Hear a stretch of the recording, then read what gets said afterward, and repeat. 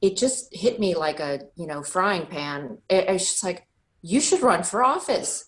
And I realized that a lot of the reasons why I didn't run for office before or thought I couldn't was actually kind of built into this system of making women think that they can't do this, right? Mm-hmm. And you think, oh my gosh, I'm a strong woman, and you don't realize how much you've bought into that That's until right. you take a step back and look at it. Hey, baby, it's time for the Nikki Alpert Podcast.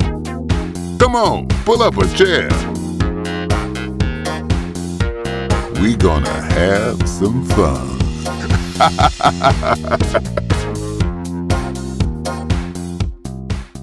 Deborah Klein Lopez, welcome to my virtual chair.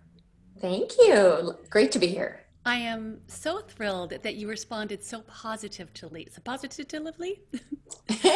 I trip over my tongue. I'm so thrilled that you responded so positively to me reaching out to you, having never met me.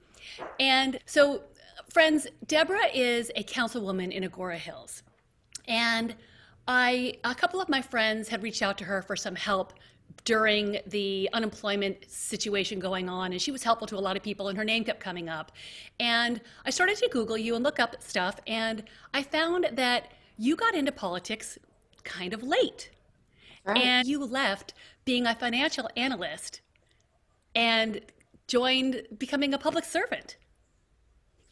And a woman. I mean, yes, I love it. Yes, I'm a mom of three. And so I studied math and economics in my youth, and I kind of went through the ranks of financial analyst and a project manager. I came out here, worked for JD Power, and I grew up in Agoura Hills. So we moved back here, my husband and I, when we wanted to have kids. And as I got more involved in their growing up, I got more involved in their schools and in some of the other communal activities that affected our family life. And I didn't realize at the time that that's actually politics. When people are upset that their classroom has too many kids per teacher ratio, or there isn't funding for this or that, it's sometimes it's hard to realize, but that's actually very political. So I am a politician because I was involved. You are. Go me! When you're advocating for funding or for change or for representation or anything like that, that's all politics, and people don't always realize that. And so what happened was, I've been very, very involved in these kinds of issues, not only schools, but I'm a huge hiker, so I do a lot to protect our Santa Monica mountains, and I work with a homeless shelter. We run a shelter every Sunday, or at least. Were you doing that COVID before all of this? Were you always okay. I was, and I didn't realize, like you said, I didn't realize how that was going to all coalesce. Mm-hmm. And I never ever thought I was going to run for office. People would say to me things like, "Oh, you should run for office," and I thought, no, I'm hot-headed, I like to speak the way I want to speak. The image I had in my mind of what a politician wasn't me. And I will say that 2016 changed that, right? I mean, 2016 did really wake up a lot of people in different ways. Mm-hmm. And I think in particular, how women are treated in politics, it really was so apparent, the different standards that are applied to men and women. And so after 2016, and with some, increasing issues happening in Agoura Hills that I care about, again, like I said, I'm from here, it just hit me like a, frying pan. It's just like, you should run for office. And I realized that a lot of the reasons why I didn't run for office before or thought I couldn't was actually kind of built into this system of making women think that they can't do this, right? Mm-hmm. And you think, oh my gosh, I'm a strong woman, and you don't realize how much you've bought into that until you take a step back and look at it. So I had to kind of get to that point where I thought, I need to be, I should be running for office. Yeah. Maybe And they my say, personality and my lack yeah. of filter, whatever, is needed as a woman in this world. Well, you just compare it to, men are defined as strong and, driven and all of these things. And then women, when they have the same types of personality traits, are bossy. Do you know how many times I've been called bossy? I am bossy. It's like, I get called bossy at home. yeah, exactly. But, there's a double standard. So Yeah. you get to this point where you're suddenly realizing it's important to fight that, not accept it and kind of roll over. Right. It's funny. I was listening to Howard Stern and Hillary Clinton the other day, and she was talking about being in debates, and not just with Donald Trump, but when she was running for office in New York, and how men treated her and how she had to think about it while it was happening. While there was one time she was running for office, and the guy she was running against, I don't want to put any names into this, but he walked up to her podium and he said, "I want you to sign this bill right now. I want you to say that." And, she just kind of ignored it because she was a woman. Yeah. And another time when there was somebody looming behind her, and, she said she thought about turning around and being like, "Creep, get away from me." But I'm a woman. And then the headlines would have read, "Oh, Hillary lost her cool." And earlier you said you never saw yourself as a politician. And I think it's because, and you sort of said this, because you're a woman. But it's changing so much because of women like you. Well, I do think it has changed a lot in the last 4 years. Yeah. And, I think women are learning that you can be authentic and really who you are. And that is actually what makes you electable, right? Is not to change and to mold to some system that you don't fit into purposefully, but to actually change the system yourself. Well, also because we represent a very marginalized group, and we are 50% of the United States of America. Right. And so how nice to see someone like me in office and hear someone like me and listen to somebody who understands what it's like to have a job, raise children, be treated like a woman in the good ways and the less than good ways. Right. So were you nervous about it when you first, so people say you should do this, you hear it. Does somebody say it that makes a difference and all of a sudden the light bulb goes? Was there an aha moment when somebody said to you and you were like, you know what? You're right. Or did you just, what happened? There actually was an aha moment. I know this is, it's kind of random, but I was at an event that Ted Lieu was speaking at. He's the congressman for Agoura Hills, not Calabasas, but a little bit of the area where we call it the appendix of that district.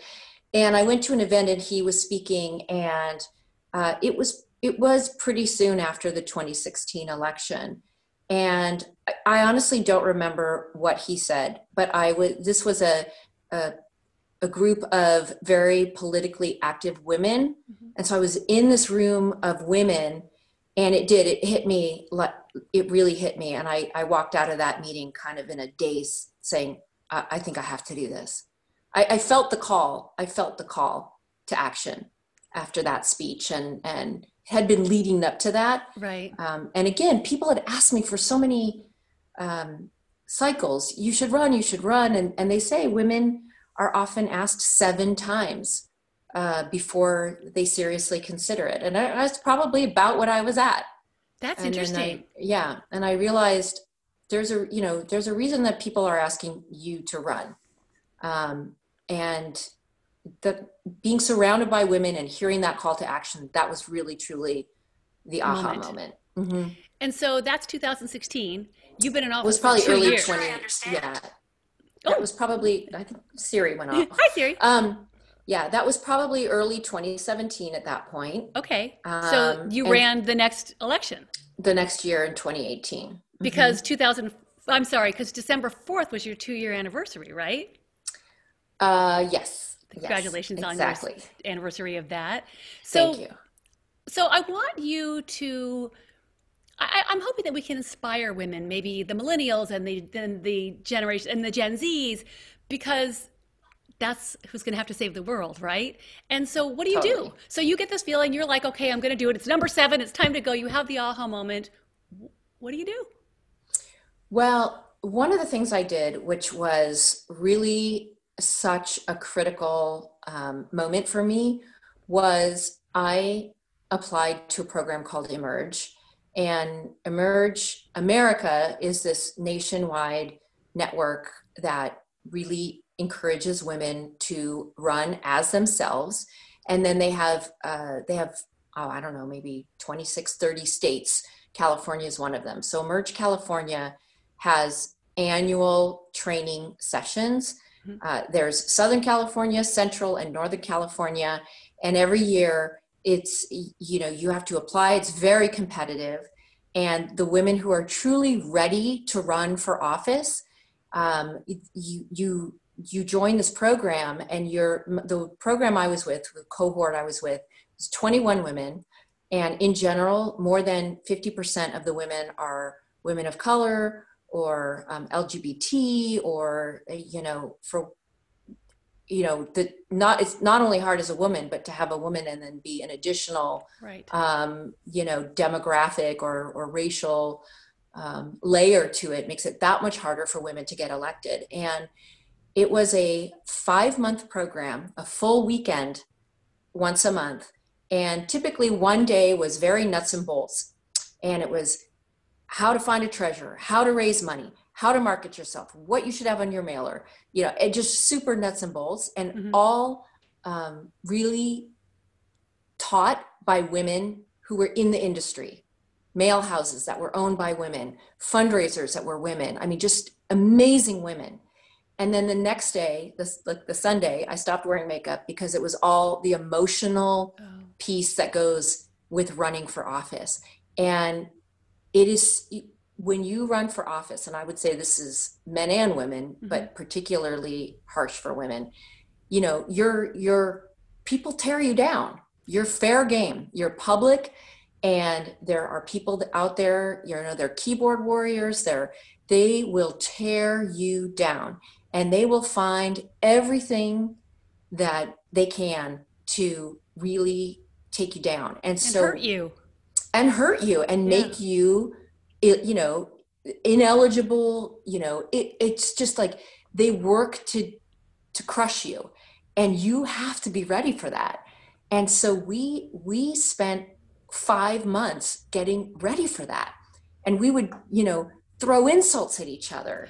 And, we would have to tell each other, what are the skeletons in your closet that an opponent could find. I mean, we had people whose siblings were in jail or who'd had a DUI. And that doesn't make you ineligible. Was anybody's skeleton, though, too big a deal, or somebody was like, you really need to get out? You're not going to. No, everybody's got skeletons, True. Well, I mean, yeah. And sometimes it's your skeleton that is what makes you stronger. I mean, the vulnerability of it all. Right, sure. Right. Yeah. And the experience of who needs help. Yeah. One of the most famous Emerge alumna is London Breed. She's the mayor of San Francisco, and she's a woman of color. And I believe her brother was incarcerated for years and years. I believe she grew up in projects. Those are things that I'm sure opponents would use to, say how ineligible she is for this office. And it's quite the opposite. Well, especially in this last election, when it makes every woman of color want to vote for her. Right. And because she represents, first of all, the sadness of her brother, the embarrassment, right. the shame, God forbid, or just the missing of not growing up with him, all those feelings that as a woman, because we're so emotional and, so driven by everything we feel and want to love and take care of. And then, of course, what it takes to get through all of that, the strength that right. builds, like you said. I think that's beautiful. Right. So did you, by the way, did you ever, in those 5 months, did you ever get home and look at your husband and just be like, I don't think I can do this? No, it was the opposite. You were so inspired by the end of those weekends and the women you were with, that you came home and I would say to him, I have to do this. Like, I owe it to the generations before me And who paved the way for this moment and the generations after. So it was quite the opposite. You came home and you were just, it's a heavy burden, yeah, but it's an important one. And so in our little 21 person cohort, 7 of us ran on the 2018 November ticket and 7 of us won. I was just going to ask you that. Wow. Yeah. Wow. Yeah. It was amazing. Did you have to prepare your children for how big of a deal this was? I think were pretty used to me being super involved, and I was always like the parent faculty club president and things like that. So I was always dragging them into to everything anyway. Mm-hmm. So they were excited. They helped out. They helped walk and drop literature. They were older. They were teenagers, so that helps. And it was great. It was a full family affair, and I think it is meaningful for them too to be a part of it. Do you think you would have done it if that aha moment had come when your children were younger? Would you have done it then? Probably, yeah. I like to hear that because men never have to think about how old Right. their children are when they run. But I think a lot of women do think, I have to wait till I'm done with these child rearing years. And so I'm glad to hear that you would not have waited. Yeah, no, it wouldn't have depended on that. We just, every family has their own schedule of things. And, my husband was in school for a long time and I was the breadwinner. Yeah. And now, so we've had So that this would have been a hitch in the giddy up for sure. But Right. Yeah. Right. Yeah. So it's, there are so many women that are just so kick butt, and they do it with children in their arms, children by their side. It's just, like you said, men don't get judged on that piece of it. And there's just so much that we've overcome as women. We've only been able to vote for 100 years, but it's taken 100 years to get us to really start to represent. And I think there's 24% of the nation's representatives, somewhere around there, that are women. Could be. So it's not really there yet, but it's getting there. And I want to hear everything from you that will inspire millennials and Gen Zs to do this. And you do so much. For a minute, let's talk about the Clean Air Alliance that you're an assembly member of, because that is our children's future. Well, so it's called Clean Power Alliance, and I'm a board member as part of my duties with the Agoura Hills City Council. Southern California Edison, for example, that's a private company, and they have shareholders and they have different motivations. Mm-hmm. And Clean Power Alliance is actually owned and operated by the cities that are a part of it. So right now, I think we're something like 32 cities in the area in LA and Ventura County.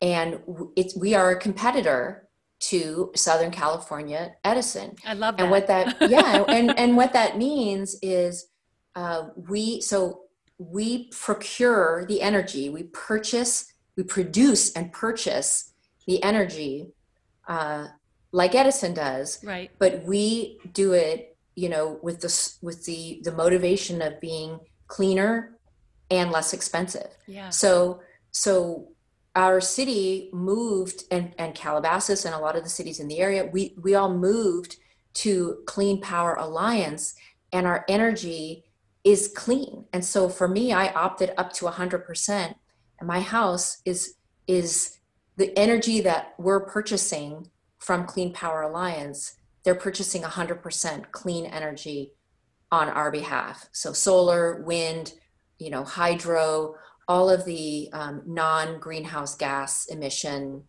energy. And it's very technical. The energy market is one of the hardest things I've found about this job. Is energy to understand, and you mean? Yeah. Energy and water, they're both. Because I'm a little lost already. I'm not going to lie. Okay. So I'm not going to go any deeper, but they're very complicated industries. Mm-hmm. But the bottom line is we are giving our residents choice to be cleaner.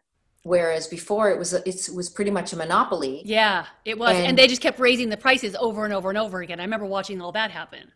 Yeah. And so we it's amazing to be a part of starting one of the largest energy companies in California that's based on being green. You can choose, and that's part of it, is more choice. So in addition to green energy and competition, that's the choice piece of it is big, because we never had choice before.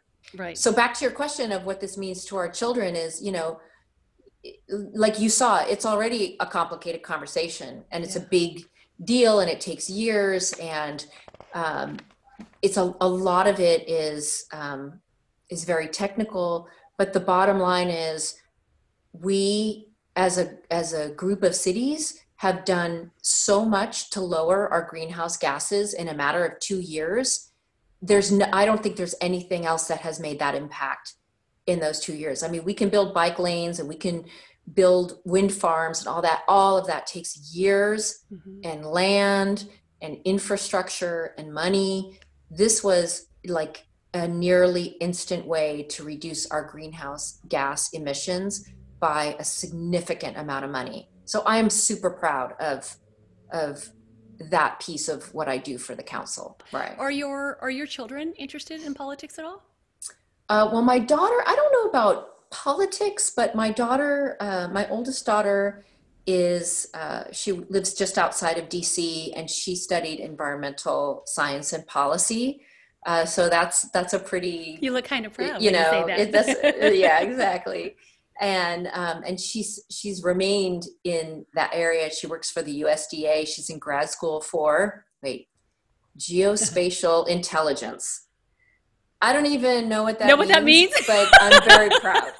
I'm very proud. Yes. Sometimes I stumble over the idea that I try to figure out not figure out how to say my daughter's a sociology major instead of psychology or whatever, but that thing I don't think I'd ever get down. Yeah. And then my middle daughter, who is in college right now, she's studying wildlife conservation and biology. And I don't know, my son is still in high school, and we'll see, we'll see. But I think whether or not you run for elected office, to be engaged in an advocate, that's really, the most important thing, is to be able to advocate for, justice and quality and the things that, that matter. Mm-hmm. And clearly you're doing this touched your part of Gen Z anyway, in a big way. So. Well, yeah. I hope so. And do your children have friends who also are interested in this kind of thing? Did their friends want to jump on and do mailers for you and walk around and knock on doors for you? Oh, yes, absolutely. And the sweetest thing was, I have a picture that I just love. And at my kickoff party, where, I announced I was running for office, and it coincided with my 50th birthday. So, we had this big party in the backyard, and it was like a fundraiser, and it was really fun. And there was a whole group of my oldest daughter's friends who were there, who were brand new voters. Oh. And I'd known them since, one of them since the womb, right? Like my daughter's best friend who lives across the street, I've known them since babies. And so for them to grow, I'm going to cry, for them to grow up, they grow up and vote for me. I mean, it's just amazing. And now almost all of them are in the DC area. They all moved to DC. So they're engaged. And like I said, you don't have to move to DC to be, engaged. But I just, as an anecdote, it's great to see. So yes, they helped out, they helped with mailers, they, and they still do. I have friends who run for office locally, and they're out there dropping literature, very active and engaged. It's great to see. It's so nice that you have touched so much of the youth in your neighborhood. I think that's wonderful. And also Agoura means so much to you, and you have such a widespread appeal because of how involved you are. So let's go back to running. When you go someplace like Emerge, what's the financial investment there to do that? The Emerge program, you mean for the program itself? Yeah. The program itself, it's not so expensive. I mean, I think it was something like $1,000 or $1,500, which in the context of a race is not not that much money. But the one thing that they do ask, which I was happy to do, is they have their own fundraisers, and we fundraise for the group. Right. This was before I was running, so I wasn't fundraising for myself yet. Okay. But we fundraise for the group, and then those fees cover women who can't afford to pay the $1,000 or the $1,500. So if you raise $1,000 or $1,500 or whatever they expect of you, that goes towards your tuition, if you will.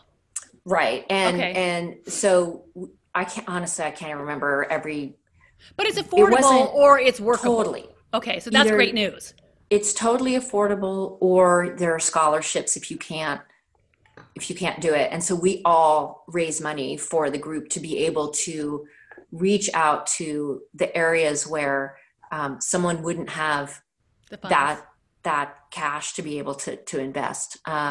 So it's the most fantastic organization. Still raise money for them. I'm always donating because it's so tangible. I mean, the people who go through it, not everybody is going to win. I mean, these are hard races. Yeah. And a lot of women are running for big races where there is big money, lobbying.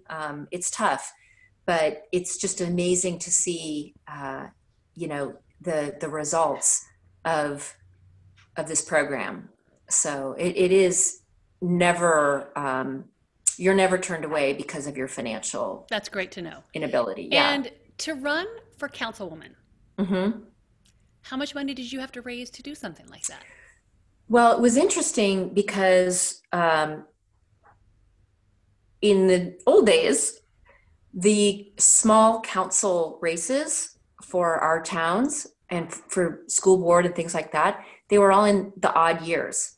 Oh, right. So they were, 2011, 2013, 2015. And what happened was we would have such a low turnout in those odd years where not a lot was on the ballot, that a state law was passed that said, look, if you get below a certain amount of turnout, you've got to align your election with the even year. So I ran the very first year we had been aligned. Well, great, but also a lot more competition, terrifying, a lot more people to reach. Right. Oh, sorry, yes. Yeah, and which is great, but it's more money. And so what happened was it cost you more money, is what you're saying. Okay. Yeah, which.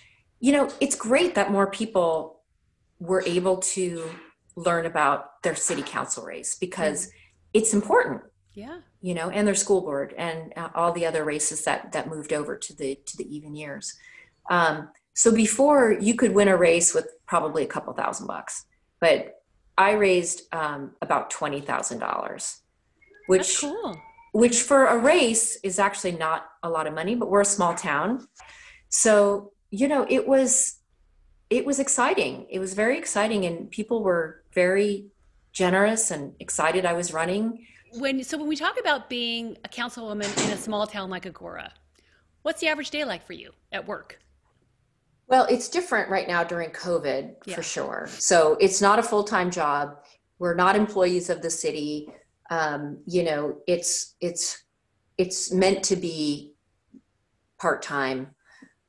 What happened was I had been working for our state senator before I ran. I stepped down to run because I didn't think it was appropriate to work for the state senator who represents us. And the day after I won, borderline happened, which was terrible. It wasn't our town, but it was 5 miles away, and it was really devastating. And then the day after that, the Woolsey fire hit. And now you're in office. Yeah. And so I hadn't been in office 48 hours before we had these major crises in our area. I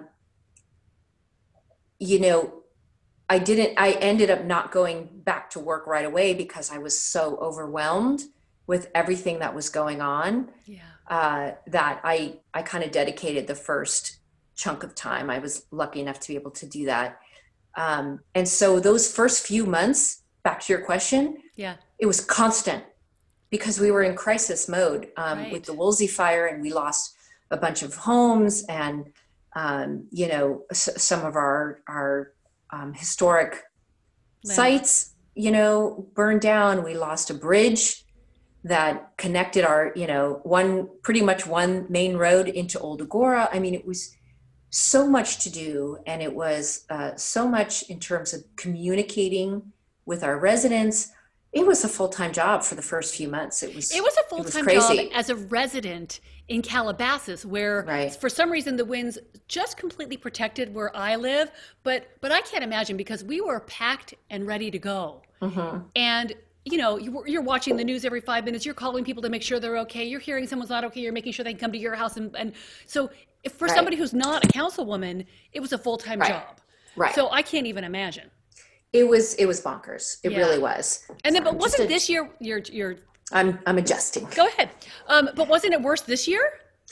But now we are, I guess. This year it was very different because we couldn't go anywhere, right? So we, all of the events and kind of the real community uniting piece, our concerts in the park and our one city, one book, and all of these things that really unite us. Yeah. All of those things, we couldn't do.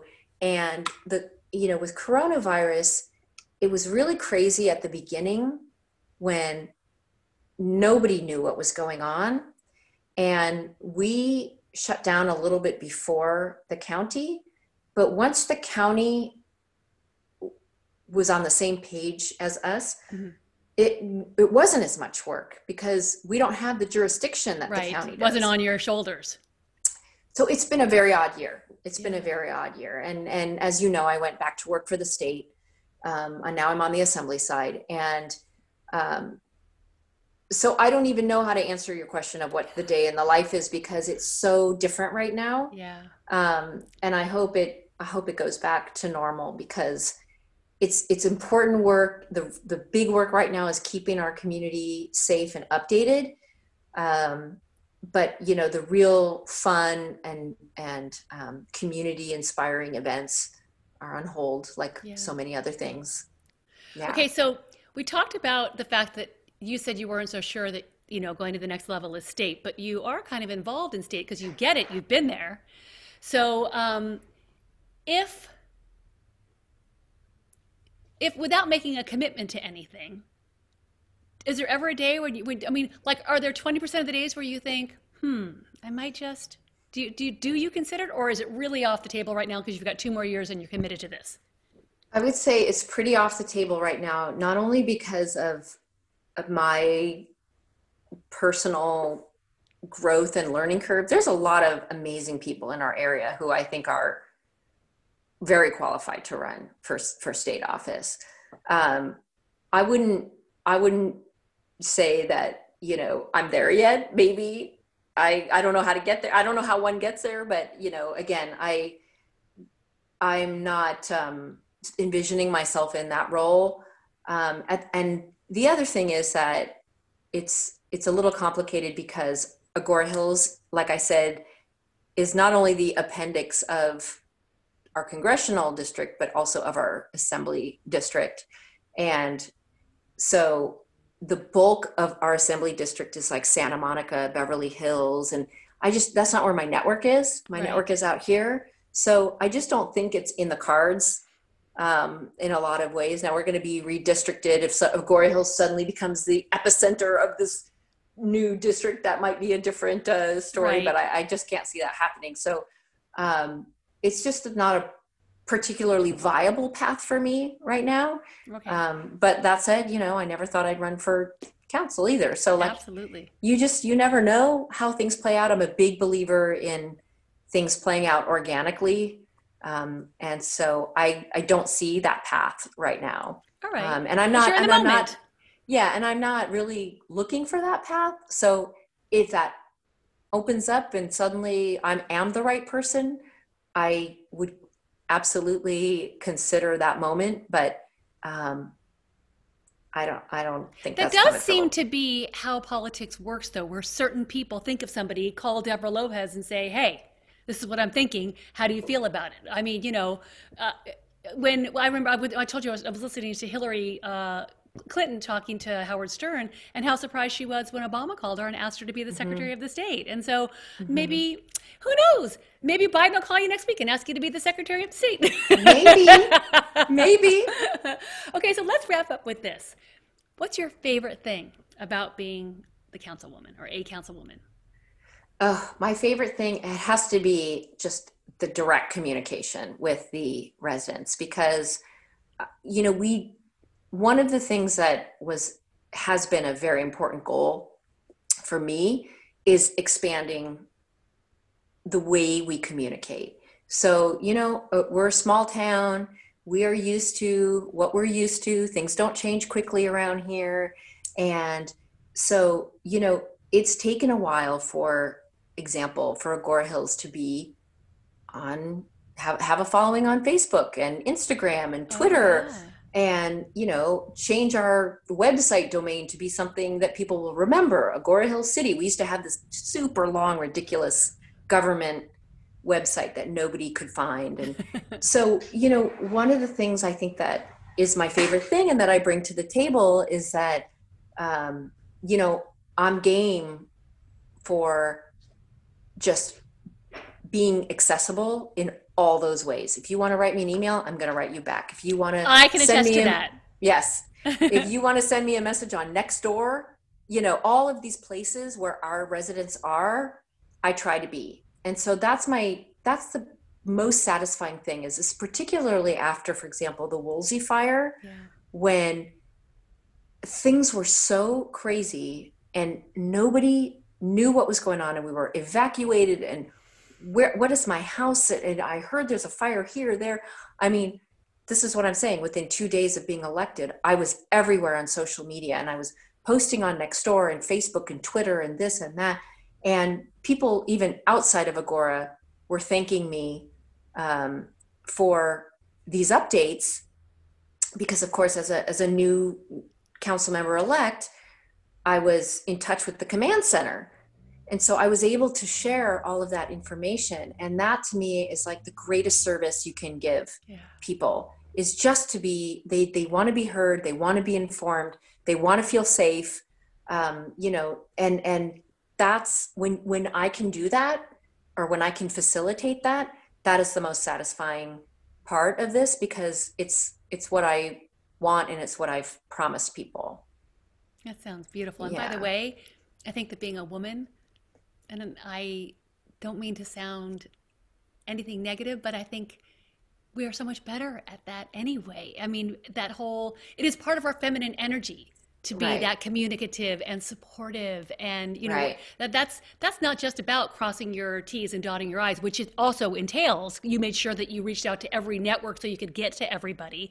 But I would also guess that the way you went about it and the things you said, and also having a woman do it, felt like a warm, just a sense of warmth and like a female hug from people. I hope so. Yeah. I hope so. I think this is what resonated with people, is that, I've tried to stand by my word and be accessible, which, frankly, in the days of social media with keyboard warriors, it's hard. You're open to everybody, including trolls, the whole thing.